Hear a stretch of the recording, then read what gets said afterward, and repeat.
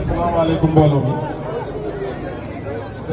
maa ngi kenn ku nekk ci turam ak santam. ndax ma bëgg def rek benn bu ndaw ci français accès ko ci li nga xamante ne ni mooy thème bi nga xam ne moo ñu fi réunir. bu ma paree ci loolu incha allah ma def benn allocution ci wolof mais ñu jàpp rek ne li ma nar a wax ci wolof nag ay baatu cant lay doon incha allah. Monsieur le maire de la commune de Dramé Escale, Monsieur le commandant de la brigade de gendarmerie de Wack Ngouna, Monsieur le commandant de la brigade forestière de Wack Ngouna, Madame la chef du CPDT de Wack Ngouna, Messieurs les maires de Wack Ngouna, Kër Maba, Kër Madiabel et Kër Mandongo. Mesdames et messieurs, chers invités, chers récipiendaires, chers élèves, chères populations de la commune de Dramé Escale, chères populations de l'arrondissement de Wack Ngouna, à vos titres, rang, grade. Je voudrais donc, juste à l'entame de mes propos, remercier le bon Dieu qui nous a permis ce matin d'être avec vous et de célébrer par la même occasion la fête de l'indépendance du Sénégal. Donc retenez que je suis heureux de m'adresser à vous à l'occasion de la célébration aujourd'hui 4 avril 2025 du 65e anniversaire de l'indépendance de notre pays. À chacune et à chacun de vous, j'adresse mes félicitations. Je dis à nos anciens combattants nos sentiments de respect et d'affection, modèles de courage et de dignité. Leur sacrifice immense à des heures sombres de l'humanité nous rappelle la chance que nous avons de vivre libres dans la paix et le devoir qui nous incombe de préserver la coexistence pacifique qui cimente notre nation. Le défilé de cette année met à l'honneur un thème d'envergure nationale. Je cite, en train bien évidemment de développer des logiciels de défense et de sécurité. Alors, la production d'équipements stratégiques devra être le nouveau défi. Aussi, le renforcement des instituts de formation reste l'une des priorités du pays pour développer des expertises locales et permettre à terme une production nationale de solutions de défense et de sécurité. Il faut dire que les récentes crises telles que la Covid-19 et la guerre en Ukraine ont mis à nu les vulnérabilités du Sénégal face à sa dépendance aux importations d'équipements de défense. Elles ont naturellement perturbé la production et l'exportation de nombreux équipements militaires, obligeant à repenser la stratégie du Sénégal. L'objectif est désormais de structurer un tissu industriel national capable de répondre aux besoins en matière de défense, mais aussi de santé et d'autres secteurs stratégiques. Parmi les priorités immédiates, nous pouvons citer les drones et en train, bien évidemment, de développer des logiciels de défense et de sécurité. Alors, la production d'équipements stratégiques devra être le nouveau défi. Aussi, le renforcement des instituts de formation reste l'une des priorités du pays pour développer des expertises locales et permettre à terme une production nationale de solutions de défense et de sécurité. Il faut dire que les récentes crises telles que la Covid-19 et la guerre en Ukraine ont mis à nu les vulnérabilités du Sénégal face à sa dépendance aux importations d'équipements de défense. Elles ont naturellement perturbé la production et l'exportation de nombreux équipements militaires, obligeant à repenser la stratégie du Sénégal. L'objectif est désormais de structurer un tissu industriel national capable de répondre aux besoins en matière de défense, mais aussi de santé et d'autres secteurs stratégiques. Parmi les priorités immédiates, nous pouvons citer les drones. S'agissant des drones, le Sénégal dispose déjà d'ingénieurs qualifiés dans ce domaine. Avec un soutien financier et technologique approprié, il pourra dans un avenir proche produire des drones made in Sénégal. Concernant les munitions, le pays regorge des ingénieurs en balistique et en fabrication de munitions. Grâce à la coopération internationale, il est prévu d'installer une unité industrielle pour produire des munitions de petit calibre. Ces initiatives visent à garantir une autonomie accrue des forces armées sénégalaises en matière d'équipement et de logistique. Dans cette dynamique d'industrialisation, le Sénégal a déjà lancé la construction d'une usine de production de véhicules militaires à Baké. Cette usine permettra d'adapter les véhicules aux réalités du terrain sénégalais et de répondre. C'est un premier pas vers une montée en puissance du pays dans l'industrie de défense. L'objectif est, à terme, de produire localement la majorité des équipements de transport des forces de sécurité. Bien que le Sénégal ambitionne une autonomie technologique et industrielle, il faut reconnaître que l'expertise étrangère est essentielle pour accélérer cette transition. Nous avons besoin de collaboration avec les pays ayant une industrie de défense avancée. Grâce au transfert de technologies, nous pourrons rapidement monter en compétences et renforcer notre souveraineté. En définitive, le défilé du 4 avril 2025 était donc l'occasion pour nous de mettre en lumière ces avancées et de montrer que le Sénégal est en marche vers une véritable indépendance technologique et industrielle en matière de défense. Avec ces projets ambitieux, le pays pose les jalons d'une industrie militaire locale capable, à terme, de répondre aux besoins de ses forces armées et de renforcer sa souveraineté nationale. Je vous remercie de votre attention.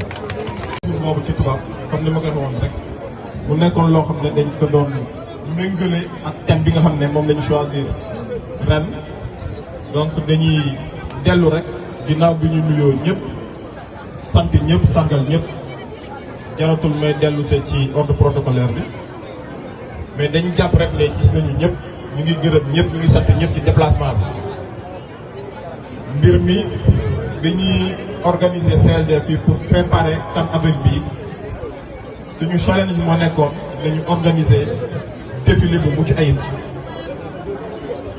te nag fi ñu toll nii en attendant bien entendu guddi yu jot suñu xarit yi doon woy sànq war a dugg en action mën nañ jàpp ba fi ñu toll nii véritablement la fête a été très belle.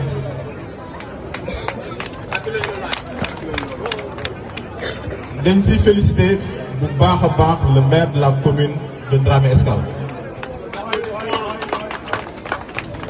Monsieur le maire, avec votre équipe et avec toute la population de Dramé Escale, nous vous félicitons. Nous vous disons merci pour avoir volontairement accepté d'accueillir la fête de l'indépendance cette année à Dramé Escale, mais pour avoir également mis les moyens nécessaires pour l'organisation de cette fête. loolu bu wéyee dañuy gërëm bu baax a baax les forces de défense et de sécurité. fête bi feetu militaire la mais feetu ndaw ñi la bu ñu amee défilé bu mucc ayib de la rajo de Wack Ngouna non Amady laa soxla directeur waaw pourquoi may wax Amady parce que chaque fois dafa may fàttali ne remercier madame tàccu leen loolu waay waaw madame Sidibé mu ngi fi chaque fois dafa may fàttali ne naa ko remercier donc madame Sidibé je vais terminer par vous maa ngi lay gërëm di la sant bu ma mënee liggéey aussi ci xel mu dal c'est parce que effectivement aussi madame Sidibé may jàmm ana jigéen ñi tàccu leen loolu waay donc aussi c'est les 5 minutes muy feu Arona Camara monsieur Ibrahima Sall monsieur El Mouhamadou Touré monsieur Ibrahima Sène ak monsieur Moussa Kébé juróomi nit yooyu boo leen gisee ñu tànn leen tekkiwul ne ñu baal ma ci ni ma koy waxee tekkiwul ne ñoo fi gën tekkiwul ne ñun ñoo fi gën a rafet pour Ibrahima Sall xaw ma ñeneen ne tekkiwul ne également yéen a fi gën a ñool mais dafay wane tout simplement taxawaay bu mucc ayib boo leen am ci arrondissement Wack Ngouna surtout dans le cadre du développement de manière générale kenn ku nekk nag am na secteur boo xam ne yaa ngi koy yëngatu ñu ràññee la ci loolu mais secteur bu mu ci mën di doon rek man dama koy dëxëñ yëpp ci benn baat muy développement donc da ngeen ràññeeku bien entendu ci wàllu développement loolu moo tax ci commune bu nekk ñu seppi ci benn nit ne jaadu na nag ci feetu 4 avril bi ñu joxe leen en exemple mais également ñu sargal leen donc nañu comprendre rek c'est juste le sens véritablement de ces décorations. lu tolleeku ñuy les hôtesses yéen it ñu leen di gërëm di leen sant di gërëm di sant écoles yi à travers bien entendu les élèves yi nga xamante ne nii ils se sont mobilisés boo bien def nañu mobilisation exceptionnelle. ma bëggoon rek rendre un hommage à titre posthume également à 2 conseillers municipaux de la commune de Dramé Escale, à savoir Feu Mbaye Ndiaye bu Thiarène Gissa mais Feu Awa Kane bu Ndiayène Mamour Anta di ñaan borom bi rek ñoom it fi ñu jëm yàlla na leen gënal fi ñu jóge njaboot bi ñu bàyyi seen ginnaaw it yàlla na ci borom bi teg loxo te yàlla na leen borom bi teeru ci aljana yi fi ndaw si gën a kawe. dugal naa leen ci biir journal seen photographie yeeg voilà donc les maîtres de cérémonie naturellement donc ma tudd leen ñun. sànq nag je vais terminer bien entendu par ñi nga xam ne ñoom la ñu décorer. donc une collaboration boo xam ne pour man mu ngi démarrer 2023 amaana nag yàgg mën na weesu sax loolu mais man fi may mën a jàpp point de départ mooy 2023 ñëwoon ngeen Wack Ngouna 2025 ngeen ñëwaat fii ci Dramé Escale dañ leen di gërëm di leen sant bu baax a baax gis nañ seen taxawaay gis nañ bu baax a baax aussi li ngeen yokk ci li nga xamante ne nii mooy fête de l'indépendance au niveau de l'arrondissement de Wack Ngouna. les acteurs politiques fàttewuñu kenn ak bépp boor boo mën di fekk boo mën di féete ñu ngi nuyu ñëpp gis nañ ñëpp ñu ngi leen di gërëm di leen sant di nuyu les artisans di gërëm les acteurs culturels mais di gërëm bu baax a baax les organisations communautaires de base fàttewuñu leen fàttewuñu les GPF jigéen ñi gis nañ mobilisation bu baax a baax ñu ngi leen di gërëm di leen sant le monde sportif gis nañ leen gis nañ également les jakartaman waaye nag gis nañu bu baax a baax aussi suñu majorité yi nga xam ne vraiment defal nañu prestation bu mucc ayib avec la Croix-Rouge. journalistes yi ñu ngi leen di gërëm les reporters et photographes waaye nag. tàcc leen waay.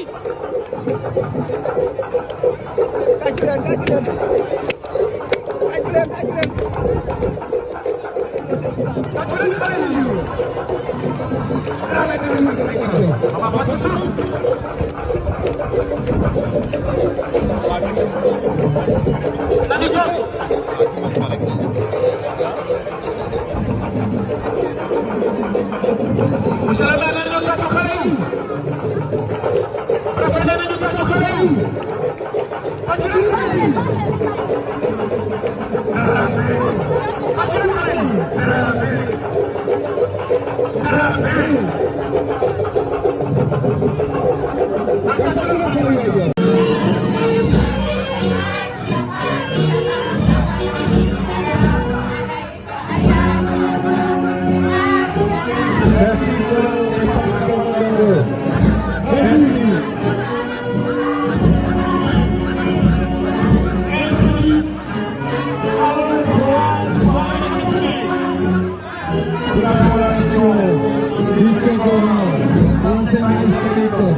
Merci beaucoup. L'institut là.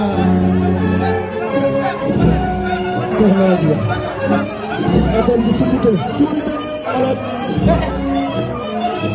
Merci. Hey, tun, three, eight, seven, tun, ten, hey, three, eight, hey. Ça fait two. Kung Fu contact. Kung Fu contact.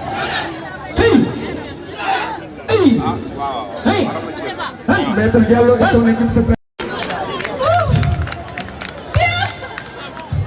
Fafa boo jëm noo ragalee xeex ba xeex bi commencé rek mu daw mos a ñeme xeex.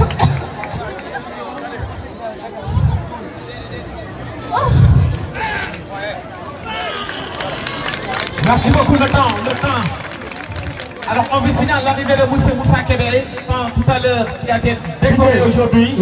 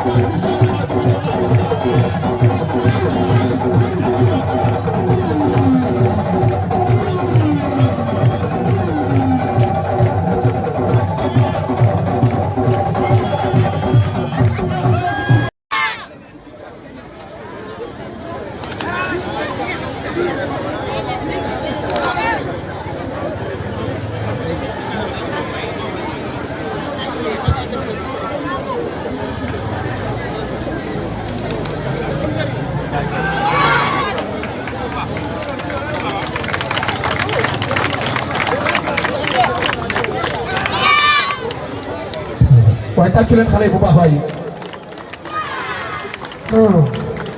ay jam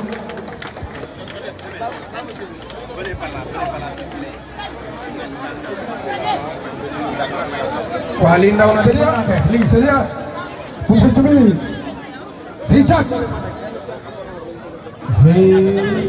Pape Bacho ki njaara sa dara jom na sa ay waaye tàccu leen xale yi ay lii la waaye Diop Diop waaye lii de sa papa mënu ko maa ngi Diop mënul lii laa ilaaha illallaah waaw Mame Omar Diop borom nag yi Mame Omar Diop merci. dara.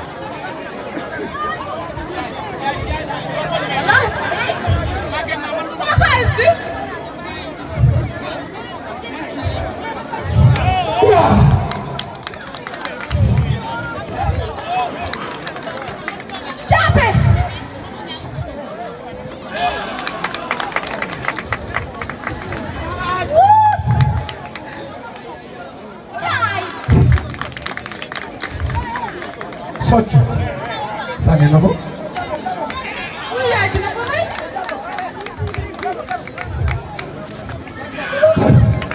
waaw